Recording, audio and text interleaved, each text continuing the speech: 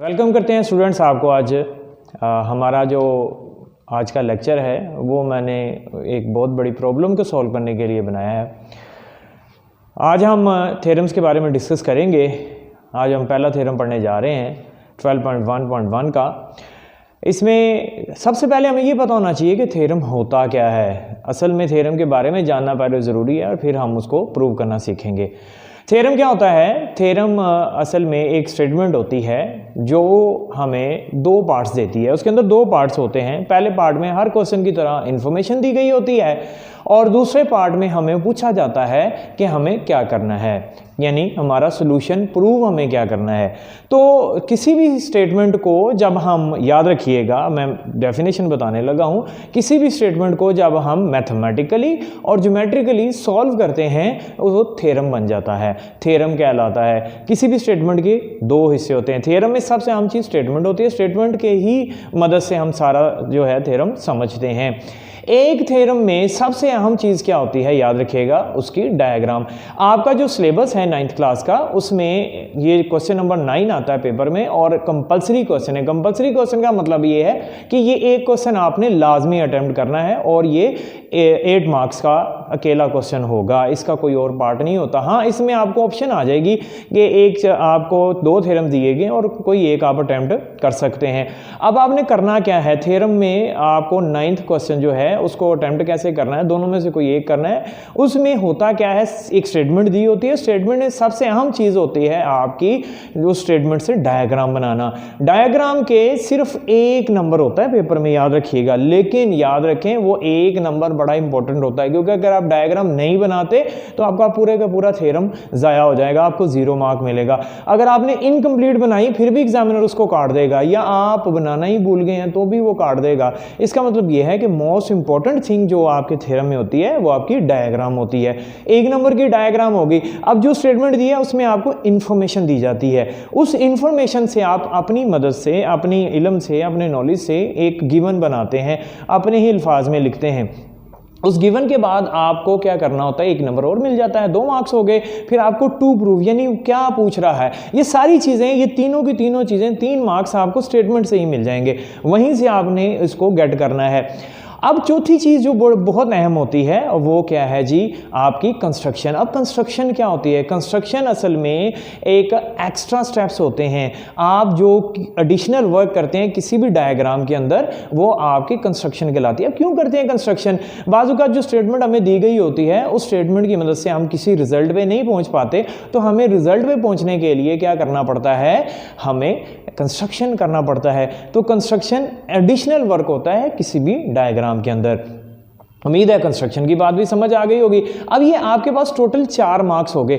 अब इसका 5वां जो पार्ट है वो होता है प्रूफ। प्रूफ के 2 हिस्से होते हैं, एक होता है स्टेटमेंट, एक होता है रीज़न। यानी स्टेटमेंट में आपको स्टेटमेंट देते हो और रीज़न में आप बता देते हो कि आपने ये स्टेटमेंट क्यों लिखी। लाइक मैं एक काम बताता हूँ कि जो है मैं पाकिस्तानी हूँ। अब मैं पाकिस्तानी क्यों हूँ? क्योंकि मैं पाकिस्तान में रहता हूँ। तो मेरी स्टेटमेंट में आई एम पाकिस्तानी, और उसकी रीज़न क्या है, क्योंकि मैं पाकिस्तान में रहता हूँ। तो ये है जी हमारे इस थ्योरम का तारुफ। तो हमारा जो पहला थ्योरम है उसके बारे में हम डिस्कस करते हैं। मैंने स्टेटमेंट लिखी हुई है बोर्ड पे, देखिएगा।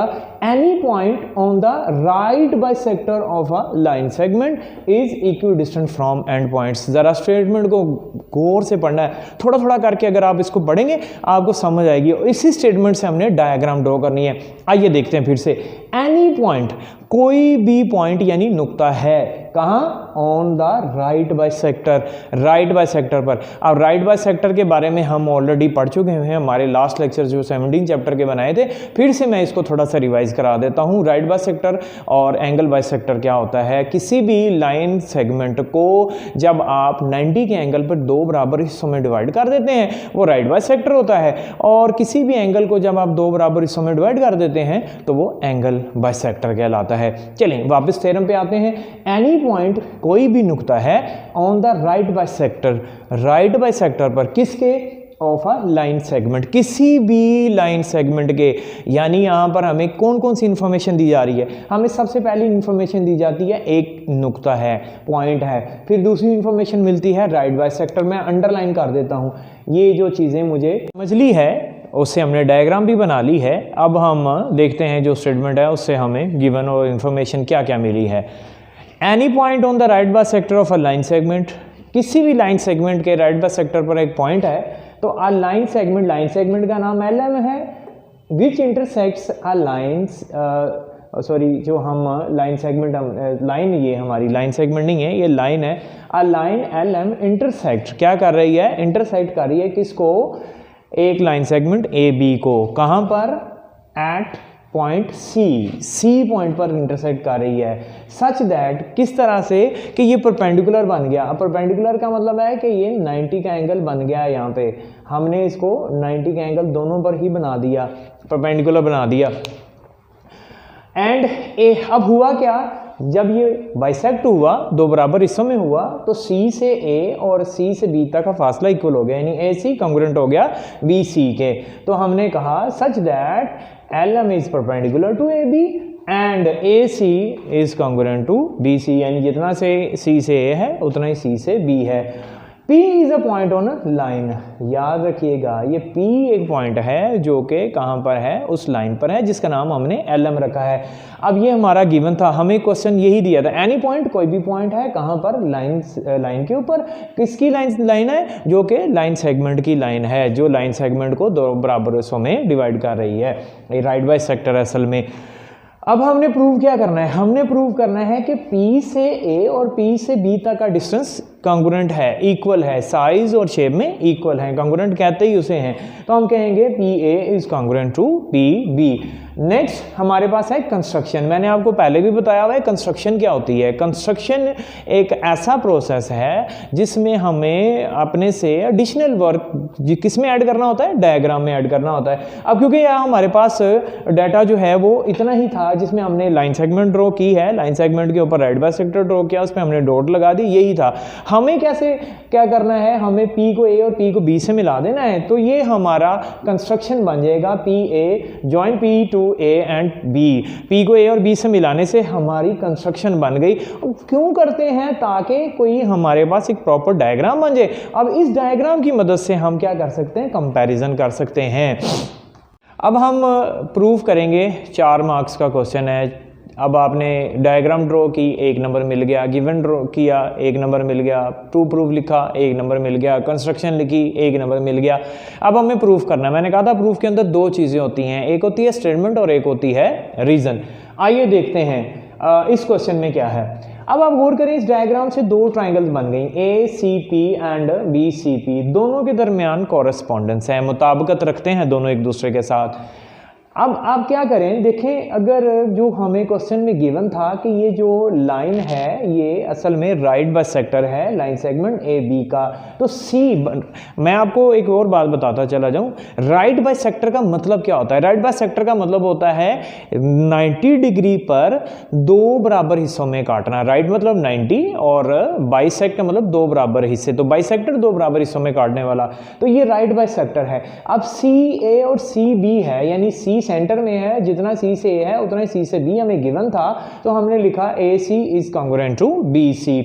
उसके बाद angle ACP is congruent to angle BCP। ये मैं क्यों कह रहा हूँ, एंगल ACP कॉन्ग्रुएंट है एंगल BCP के, क्यों कह रहा हूँ, इसलिए कह रहा हूँ कि याद रखिएगा, किसी भी 2 ट्राइंगल्स को जब आप कंपेयर कर रहे होते हैं, आपस में उनको प्रूव कर रहे हैं कि जी ये सेम है, एक जैसी हैं, कॉन्ग्रुएंट हैं, तो उसके लिए या तो पहली ट्राइंगल की तीनों साइड्स दूसरी ट्राइंगल की तीनों साइड के इक्वल हो, या पहली ट्राइंगल की 2 साइड और एक एंगल दूसरी ट्राइंगल की 2 साइड के एक एंगल के इक्वल हो, या फिर ये हो सकता है कि पहली ट्राइंगल का एक एंगल 2 एंगल और एक साइड दूसरी ट्राइंगल के 2 एंगल एक साइड के इक्वल हो। अब यहाँ पे हमने कहा CA और CB, इस ट्राइंगल का AC है, इस ट्राइंगल का BC है, ये दोनों इक्वल हैं, एक साइड हो गई। फिर हमने कहा 90 का एंगल बन रहा है, सेंटर में जो भी होगा उसी पे एंगल देखना है, दोनों में सेंटर पे 90 का एंगल परपेंडिकुलर है, तो हम कहेंगे जी कि 90 का एंगल बन रहा है दोनों पर। अब एक साइड एक एंगल मैं लिख रहा हूँ, 1 साइड हो गई, 1 एंगल हो गया। एक चीज़ और चाहिए, या एक साइड चाहिए या एक एंगल चाहिए, तो हमारी ट्रायंगल्स कंग्रुएंट हो जाएंगी। वो कैसे, अब देखते हैं। ये जो स्ट्रेट लाइन है PC, असल में ये दोनों ट्रायंगल्स में मौजूद है, और जितनी पहली ट्रायंगल में है उतनी ही दूसरी ट्रायंगल में है। तो हम कह सकते हैं कि PC is congruent to PB, इसका मतलब दोनों के अंदर कॉमन है। अब आपने क्या लिखा, ये तीसरी साइड भी होगी। इसकी मैं आपको रीजंस भी बताता हूँ। ये हमें ऑलरेडी गिवन है, और ये क्योंकि C है, C पर 90 का एंगल बन रहा है, परपेंडिकुलर है, तो इसलिए इसको हम इसी तरह ही एंगल में लिखेंगे। PC क्योंकि दोनों के अंदर कॉमन है, दोनों ट्रायंगल्स के अंदर, इसलिए मैंने इनको कॉमन लिखा है।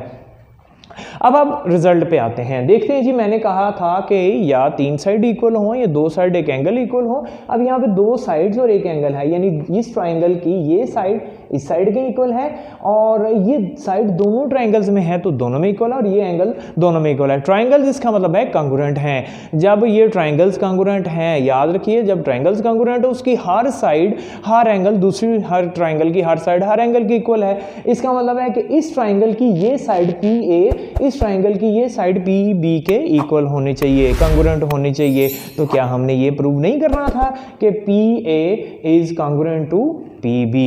तो यही था जी आज का हमारा थ्योरम। उम्मीद है आपको समझ आई होगी। हमारे लेक्चर को आप समझें और हमारे चैनल को सब्सक्राइब करें, हमारी वीडियो को लाइक करें और शेयर करें।